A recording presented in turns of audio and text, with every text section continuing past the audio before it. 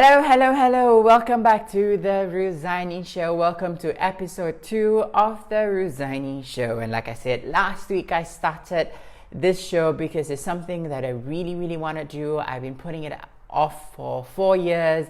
I've also shared the women who have inspired me, who have pushed me to do this show finally, and now I'm just trying to do it. All right, but before I begin, I just want to kind of give a shout out to my best friend back in Singapore. Like I said, I'm Singaporean and I'm living in Morocco right now. So she made this tie-dye scarf for me for my birthday. I think it was my 25th or 26th birthday. So that's been a very long time. I really like wearing scarves. I think they are wonderful. I really think, and this is really comfortable, by the way. All right, so just the kind of go straight into the show today. All right, so I would like to talk about this series that I chanced upon on Netflix, and it's called Dead to Me. It stars Christina Applegate and Linda Cardellini. I just wanted to get her name right for that. And I don't want to spoil too much for it, but it is a show between two women who have got secrets and they are trying to not get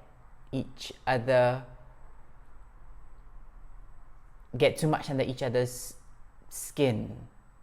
Yeah, I don't want to reveal too much.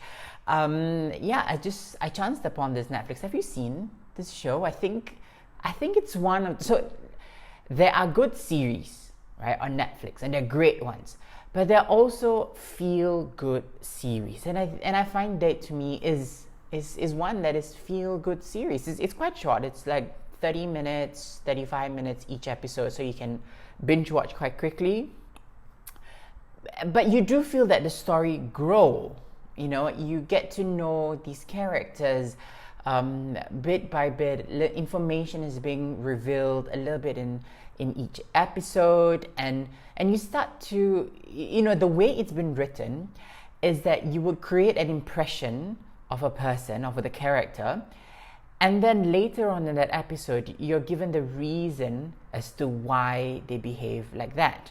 So not to spoil too much, but in the pilot episode, Christina Applegate's character Jen Harding lost her husband, and she went to this meeting, like a group meeting, a grief group meeting, to kind of help her comprehend this, and that's where she met Judy Hale, played by Linda Cardellini, and you know, and we found out that Linda said that her boyfriend had died a few years, so she understands the grief.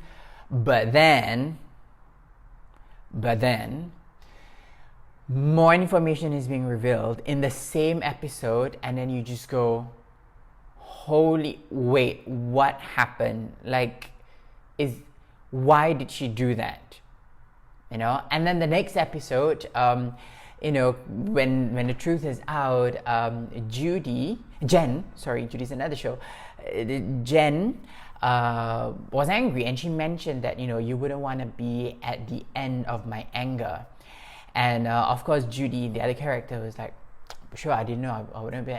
And so she mentioned that line, but then in the same episode later on, we see Jen lost her crap. Like, she just lost her shit. And then you just go, okay, you really don't want to be at the end of that wrath. You know, so it's kind of like this thing, and then you find out why she is like that, and you find out Judy's story as well. So it unfolds slowly, and it just latches you on, and it just makes me feel good. You know, like on an afternoon that you have nothing to do, and you just say, hey, I want to watch something that is, you know, with my tea or your wine, and you just want to be by yourself. I would recommend watching this show, Dead to Me. Also, this show reminded me of another one which I really loved. It's called Grace and Frankie. Anyone has seen that show? Oh, I love it. I love Grace and Frankie. I mean, it stars Jane Fonda and Tom Lidson. Let me just Google that up. Okay, Grace and Frankie, American TV series. Lily Tomlin, sorry. So it stars Jane Fonda and Lily Tomlin. And similarly, you find two women in particular stages of their life, and what's similar between to me and Grace and Frankie is that you have one character who is quite like snarky and like bitter about everything, and another one is pretty open and like woo and all that stuff. It's kind of nice to see the parallel.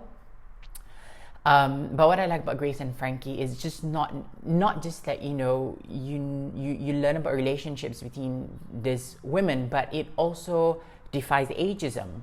I think in Hollywood, and it's been going on for so long, that when an actress reach a certain age, and Helen Mirren mentioned this before, like older women, they don't have that many gritty roles that they used to get when they were younger.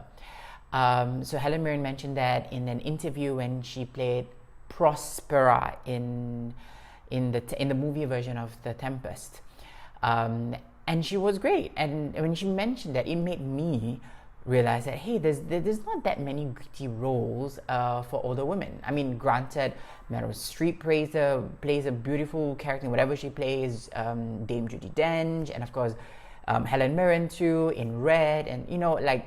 We found out that over time, these women are creating work for themselves, and writers realize that we love these actresses, don't we? We love, and we want to keep watching them do the work as long as they can, because their acting is powerful, it's wonderful. And so now writers are creating content for women, for older women.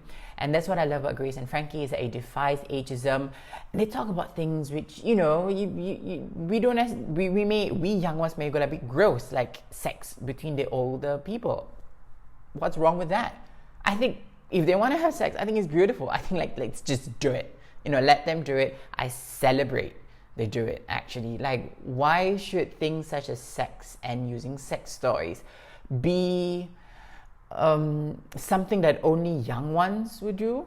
Yeah, so that's what I like about Grace and Frankie and Date to Me. And I think these two are some of the feel-good series that are on Netflix. And given that now we are on, like, in Morocco, it's the end of winter and it's coming into spring, just to kind of metaphorically, it springs into new life, new ideas about looking and watching women's lives.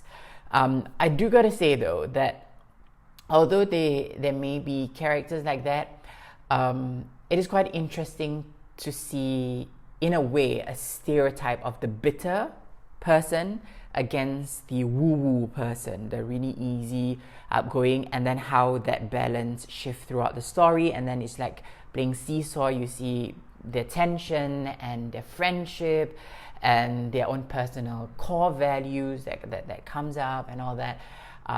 So I just wanted to kind of share with that. It is a feel-good series for me. And I think that if you would like to find a series to watch and just sit and binge watch, for women especially, if you want to watch with your friends or you just want to sit by yourself, I know I do it,